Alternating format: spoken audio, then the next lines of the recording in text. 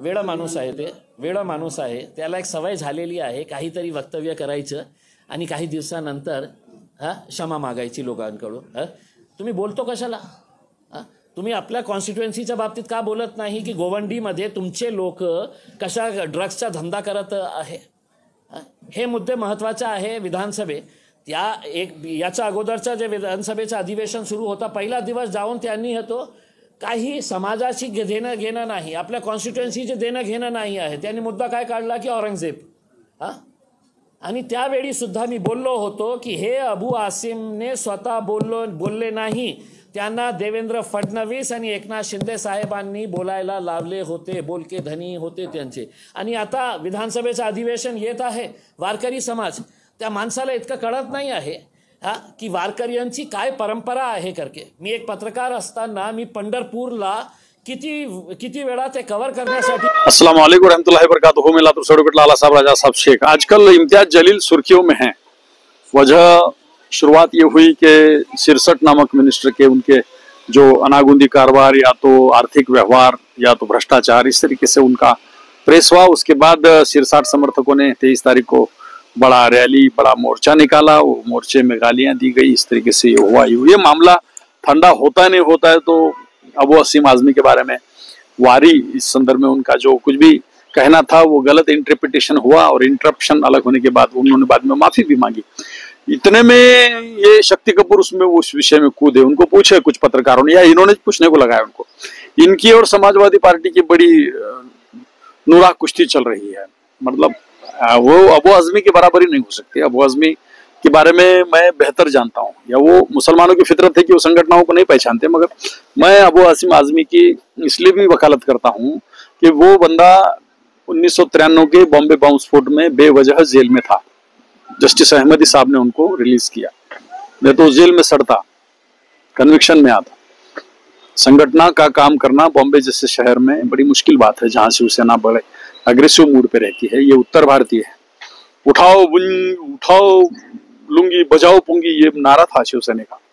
और ऐसे चपेट में अबू असीम आजमी ने काम किया है. ये जो कोई लोग उनको शक्ति कपूर बोलते हैं, कुछ शाहरुख खान बोलते हैं इनको, इम्तियाज जलील को. तो इम्तियाज जलील ने ऐसी जो खुन्नस है वो मीडिया में नहीं निकालना चाहिए. तो उन्होंने सीधे तौर पर पत्रकार के पूछने पर की अबू आझिम आझमीनी वारकरी बद्दल असं बोलले. अच्छा त्याले काय काम, त्याची काही गरज होती का? नसतंय मध्ये मध्ये बोलते, हे बराबर है का? माणूस चुकीचा आहे हे फडणवीसने सांगितल्यावरच तो बोलते आणि इथं काही गरज नव्हती त्याला, आणि बोलतो आणि काय करतो आणि माफी मागतो तो. ऐसा बोला बाबा. खुन्नस वो चुनाव में गिरे ना औरंगाबाद पूर्व में, वो वहां पे समाजवादी का अफसर ठहरा था. उन्हें 5-1 हजार वोट लिया शायद, मेरे खिलाफ ठहरा कर. अब वो गोवंडी में जाके ज्यादा भाषण मार रहे हैं. इधर औरंगाबाद, वो उधर मालेगांव नहीं जा रहे, गोवंडी में जाना. वहां पे बहुत बड़े ड्रग्स के लोग हैं. तो मुसलमान कुछ खबर खोदता है, खड्डे खोदने हुए.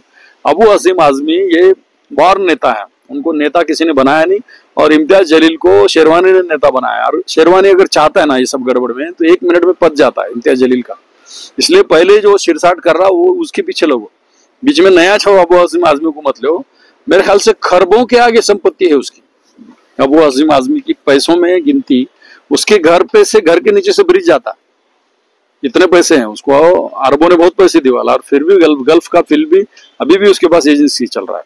3 टर्म के आमदार हैं, मुस्लिम मुद्दों पर बोलते हैं, बेहतरीन हिंदी बोलते हैं, तुम्हारे से मिश्रण वाली हिंदी नहीं बोलते हो. और ये जो अपने समाज में जो नफरत है, समझो ये मोशा अपने कभी भी हमको, मेरे क्या हुआ था, दिगलूर में एक कार्यक्रम लगाए थे टीपू सुल्तान को. तो यहाँ गाड़ी करके गया उन्हें, और असाच है तसाच है बोल के वो बैनर्स काटने लगा. उदगीर में एक बंदे ने मेरे को भाषण करने को बुलाया था. वहां जाके इन्हें रात भर ठहरा और बोला असाच है तसाच है, निकाल के सटा उन्हें बैनर. ये मुसलमानों को क्या लगता है, दूसरे मुसलमान पे, नेता पे, संगठन पे एलिगेशन करने से, आरोप करने से इन्हें बहुत भारी है ऐसा लगता है. लेकिन समाजवादी पार्टी का 1 टाइम खासदार, इन्हों खासदार है, दोनों राज्यसभा पे खासदार थे. इन्हों 1 टाइम के आमदार है, दोनों 3 टाइम के आमदार है. उन्होंने शिवाजीनगर गोवंडी यानी कि मानखुर्द शिवाजीनगर से चुनाव जीतते हैं, पहले भिवंडी से जीतते थे. उनका वोट बैंक है, तुम्हारा वोट बैंक है क्या? तुम क्यों गिरे? तुम आमदार हैं क्या? तुम ऐसी प्रेस ले रहे हैं आजकल की तुम्हें आमदार खासदार कुछ भी हैं, इसमें से बाहर पड़ो. कुछ लोगों को मैं बहुत बड़ा नेता हूँ ऐसा लगता है. शेरवानी जब तक है तब तक ही तुम नेता है, बाद में सब गड़बड़ है. मुस्लिम मुद्दों को उठाओ, मुस्लिम मसलों को उठाओ. मेरी नजर में इम्तियाज जलील उसी दिन गिर गया जिस दिन उन्होंने कहा की हजरत औरंगजेब हे आमचं आदर्श नाही, आमचा आणि त्यांचा काही संबंध नहीं, ये शक्ति कपूर ने बोला हो। ये पलटू राजकारणी की तरह ये बोलने से गलत हो जाता है। आपको आपके थीम पे, मकसद पे कायम रहना चाहिए। मुस्लिमों की बात करनी चाहिए, मुस्लिम इतिहास की, मुस्लिम विरासतों की बात करनी चाहिए। आपको ताकत के साथ खड़ा होना चाहिए, जुड़ के रहना चाहिए। हम भी एलिगेशन करते हैं लेकिन इतना एक्टिवली नहीं करते। बहुत ज्यादा ऐसा उछल रहे थे वो कल, वो आदमी का नाम निकला ये जैसा कि पुरातन दुश्मन है ऐसा उनको लगता है।